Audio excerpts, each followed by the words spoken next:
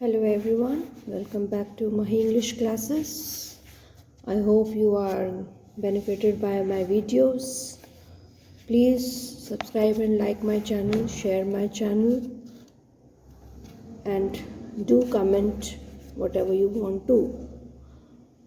Now today we are going to study from CBSE book Honey, class 8th, the poem The Duck and the Kangaroo.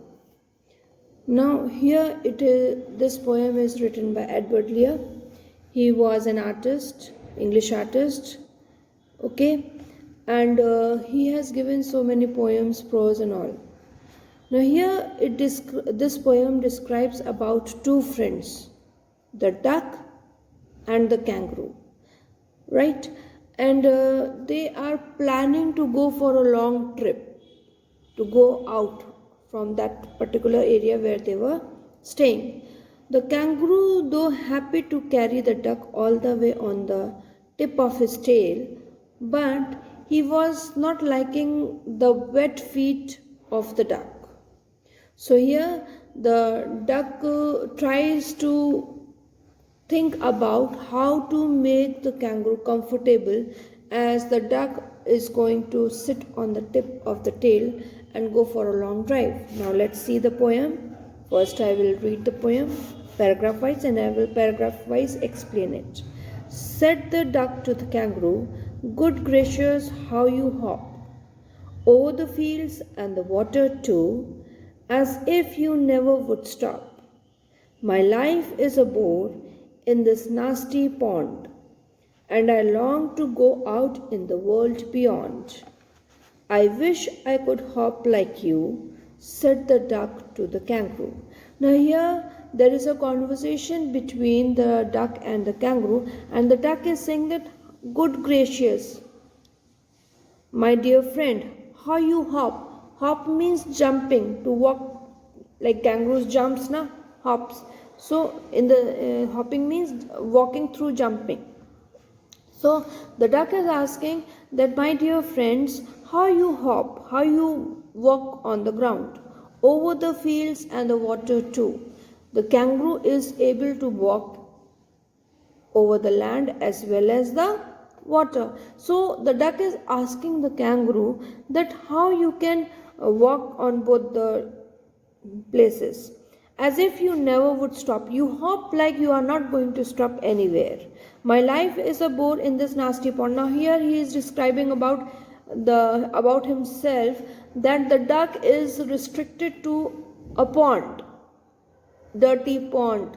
Okay, so that is why he is saying not nasty.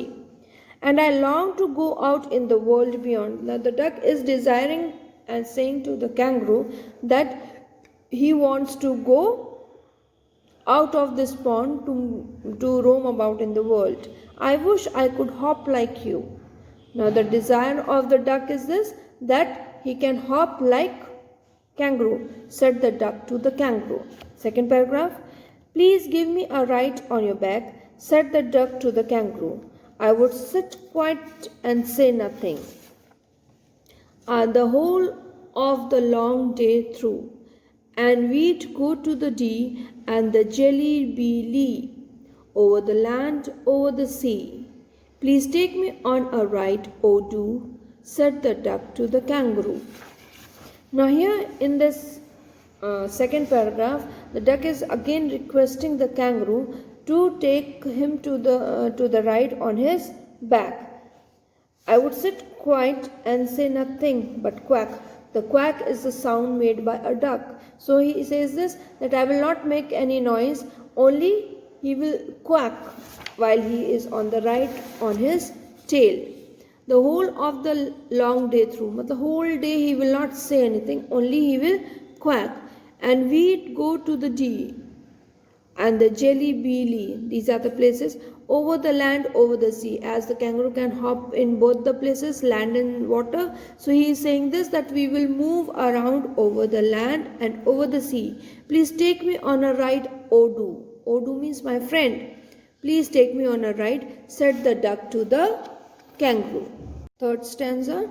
Said the kangaroo to the duck, This requires a little reflection. Now here, in the first two paragraphs, we have seen the duck is saying to the kangaroo. Now in the third paragraph, the kangaroo is saying to the duck, this requires a little reflection. Perhaps on the whole, it might bring me luck.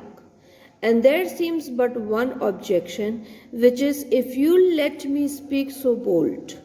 Your feet are unpleasantly wet and cold, and would probably give me the rheumatiz, said the kangaroo. Now here the kangaroo is saying that it requires a little reflection, means I think it is over or beyond expectations that we are going out. Perhaps on the whole it might bring me luck, means taking the duck on his back may cause a good luck for the kangaroo.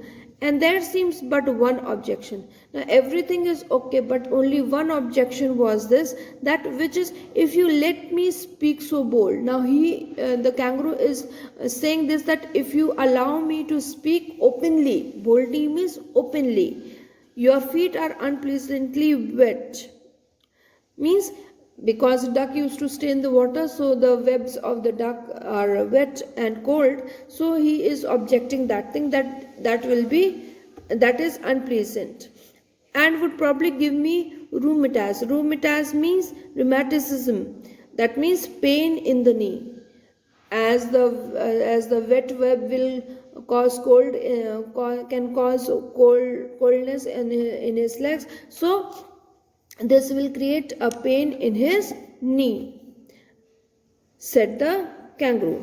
Fourth paragraph, said the duck, as I sat on the rocks, I have thought over that completely, and I brought 4 pairs of worsted socks which fit my web feet neatly, and to keep out the cold I'll brought a clock, and every day a cigar I'll smoke, all to follow my own dear true love of a kangaroo. Now here the duck again says to the kangaroo that as I sit on the rocks, while he was sitting on the rocks, he was thinking what will be the solution for his wet webs. So he said, and I bought 4 pairs of worsted socks. Worsted socks means woolen socks. So he said that I have brought 4 woolen socks which fit my webs neatly, means those socks are fitted to his webs.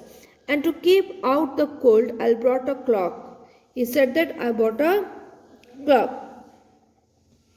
And every day a cigar I'll smoke. Now I hope you know what is cigar.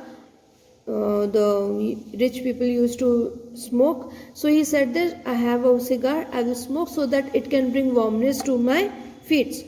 All to follow my own dear true. All to follow my own dear true means to take the solution of keeping his wet webs warm, so that there should be no pain in the knees of the kangaroo. Love of a kangaroo. In this paragraph, this is showing the love of a duck towards kangaroo, that he is also taking care of this thing. He is taking out solutions to make his web warm, so that it cannot create pain in the knees of the kangaroo. Fifth paragraph, said the kangaroo, I am ready, all in the moonlight pale, but to balance me well, dear duck, sit steadily, and quite at the end of my tail. So away they went with hop and a bound, and they hopped the whole world 3 times round. And who so happy as the duck and the kangaroo?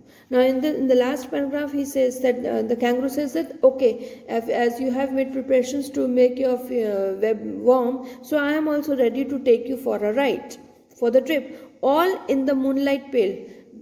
During the night time they are ready to go. But to balance me well, dear duck, sit steadily. Sit steadily means sit in one position, don't move, you can say. To balance, because the duck was sitting on the tip of his tail, and quite at the end of my tail. So away they went with hop and a bound. Away they went means now they happily moved for a trip, and they hopped the whole world 3 times round. They took the round of the world. According to them, particular area was their world. So they took 3 rounds of that area. And who so happy And at this point, the writer is trying to say that who is more happy than a duck and the kangaroo. I hope you have understood. Now the conclusion is that nobody in this world was so happy as the duck and the kangaroo. In other words, you can say it is a funny tale. I hope you have understood the poem. Thank you.